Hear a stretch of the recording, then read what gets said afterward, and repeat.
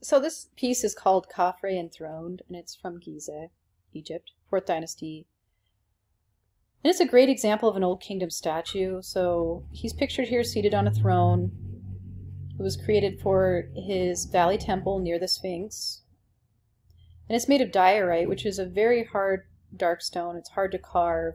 And it's typically, they think it was brought from around 400 miles away. So it's kind of a important, expensive stone. And they probably used diorite because they thought it would last longer because it's harder, which is probably true. So this is a really good example of how Egyptian sculptures portrayed kings. The conventions used in this sculpture really did persist for a millennia afterwards. So he's wearing a kilt, he's sitting very rigidly.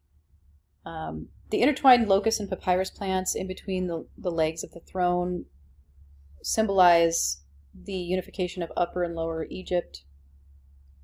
He also is wearing the false beard and the royal headdress, which are typically the type of clothing that the king would wear.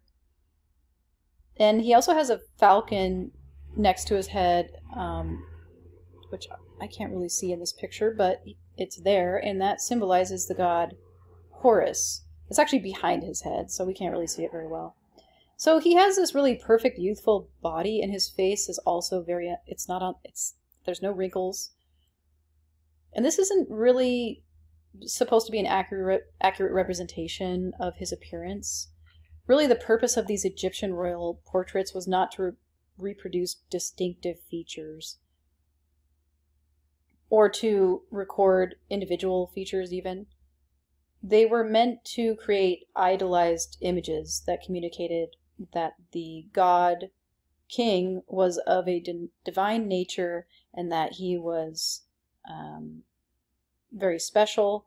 And some distinctive facial features might have survived in some of these sculptures, but they were very minimal.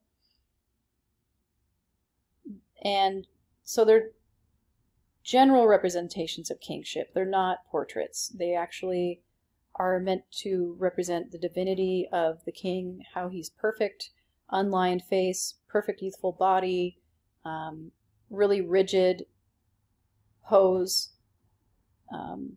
It's a very compact sculpture. It has very few projecting parts, which are very breakable, and they want these to last forever because these are potential homes for the Ka if the corpse becomes damaged. So they purposefully made these with very little projecting parts so that nothing over time would break off. And you can see Khafre's body is one with the throne that he sits on. His arms and legs follow the bend of the throne. And if we divided this in half bilaterally, it's pretty much completely symmetrical except for he's got one hand flat and one hand kind of in a fist. And he's sitting motionless, which really helps to create the aura of stillness. And this makes sense because the sculptor really wanted to show the king as having this motionless presence. They're really trying to illustrate the purpose of this sculpture visually in the way that it looks, because the purpose of the sculpture is to stand the test of time, to live on into eternity, to be that resting place for the Ka, just in case the body is damaged. And so it shows this eternity. It's very motionless, it's very timeless, and it's very solid and rigid. And they are doing that on purpose because of its main purpose is to last forever, really.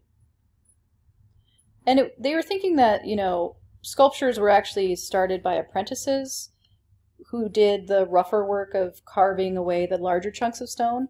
And then once that was kind of refined, the master sculptor would come in and finish the finer details, and then the sculpture would be polished by abrasion, which is rubbing or grinding with a harder stone that had a little grit to it, and they would polish the surface to make it shiny and finish it that way. And this is actually showing sculptors at work. So we're going to go to this sculpture, which actually shows the king in a standing position with another figure. And so they think that this is Menkaure and possibly his wife, which I can hardly say her name. So it's 4 feet 6.5 inches high, so it's fairly large. It's from the 4th dynasty. So, this is a popular convention in royal Egyptian sculpture. People or deities would be shown standing, either alone or in a group. So this one's obviously a group. And it shows the king Menkaure and a female figure, which could be his wife or the goddess Hathor. And they're standing together. So they're still part of the rock. These sculptures are still part of the rock. And that might be partially so that they don't break as easily because, like I said, these sculptures that they find in these tombs are meant to last forever. They are alternate homes for the Ka, typically, and they are supposed to have this timeless nature. So some of the reason why they might be still wedded with the stone that they were carved from is that they'll be less likely to break that way. This is considered a high relief sculpture. Obviously, like I said, it's not completely in the round. It's definitely projecting from the original stone. So as you can see, the king's pose is rigid and frontal. His arms hang down and close to his body, probably also in an effort to avoid breakage. He clenches his hand into fists, and he has his thumbs poking out of his fists. So it's kind of an awkward thing, but those are, I believe, supposed to be his thumbs. So he's got this rigid frontal pose, and then he has his left leg slightly advancing. And the woman is in a similar pose. But one of her arms is circling his waist, and the other hand is on his arm. And it probably symbolizes, marital status or a shared divinity, if it is a goddess. There's no signs of affection or emotion. They seem to look into space and time. So the artist is not trying to portray a vibrant living figure, but they're really trying to put across that timeless nature of the stone statue. And like I said, they need to last forever as potential alternate homes for the Ka, or the life force of the king, if his embalmed corpse ends up getting damaged. So we'll take a look at the seated scribe from Saqqara, Egypt, 4th dynasty, Old Kingdom still. It's 1 foot 9 inches high, painted limestone. So this is a depiction of more of a lower class person from society. Scribes were considered important because they could read and write, and most Egyptians were illiterate at this time, so scribes were important, but they obviously were not royalty. And some things that show us that he's of a lower class is that he's actually sitting on the ground, which a king would never be depicted that way. Scribes were record keepers for Egyptian society. So you can see that he has a scroll in his hand, which kind of shows his vocation of someone that keeps records, that can write and read. And the seated man also kind of, if you look at his face, it shows the personality of this man. Unlike the sculptures of the kings that we looked at, who are completely, there's no emotion there in their face. He actually almost has a slight smile. He looks pretty friendly. So it's kind of interesting to see that, these other sculptures that we find are not, they're more realistic. They're not as idealized as the images of kings and other royalty. And you can see that he has some clear signs of aging. He has a sagging chest. He has some lines on his face, kind of a slightly protruding belly. And this would never be considered something that they would, show the king. They would never show the king as showing any kind of sign of aging. Like I said, the kings are always very idealized creatures or figures that are completely perfect and youthful. So we can tell the difference here that this guy, the scribe here, is of lower importance, but he's interesting to see because he's not as idealized. He doesn't have a perfect body. He's showing signs of aging. You can see a little personality in his face, so kind of interesting. So relief sculpture made regular appearances in the tombs of the Egypt's god kings, and we're going to take a look at an example of a relief found on the tomb wall. Let me check and make sure we have enough time. Okay, we do. So we're moving on to relief sculpture now. we're skipping over a couple sculptures from the book, but definitely read about those in the book. So this one's called Tai Watching a Hippopotamus Hunt. And this is the relief in the mastaba of Tai in Saqqara, Egypt, 5th dynasty, painted limestone. It's about 4 feet high. So this is a limestone mural that has been painted. It's from the mastaba of the 5th dynasty official named Tai.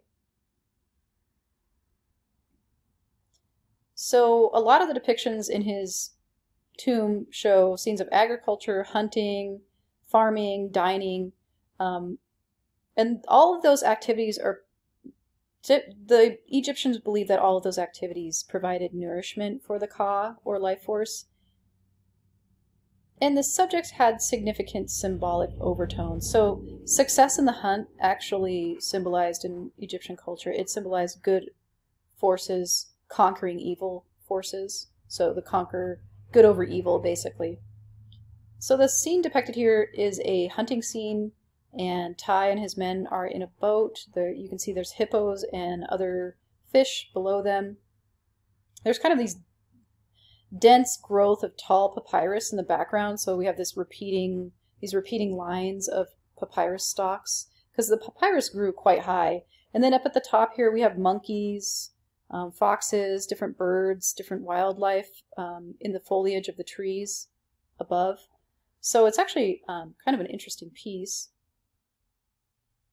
So Tai is depicted as twice the size of his men, which is another common convention, borrowed from Mesopotamia actually, of the hierarchy of scale, which means they're showing figures as being larger than other figures because they're more important. You can see the slaves and his attendants are smaller and actually less idealized than Tai's body is. So they're in different forms, they're more relaxed, they're more naturalistic looking, and Tai is very much, you know, part of that convention of being partially frontal, partially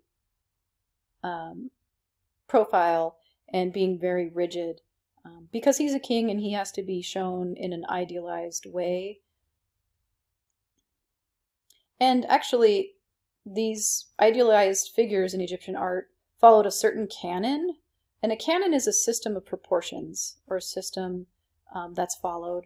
And Egyptian artists first drew a grid on the wall, and then they placed the various human parts at specific points within the grid, and they did this to every one of their figures, especially of royalty or god, kings. So they would definitely use a canon or a system based on strict rules, strict proportions, and they actually followed the same canon for over 2,500 years in their figure representation, which is pretty amazing to think about, that they were able to do that.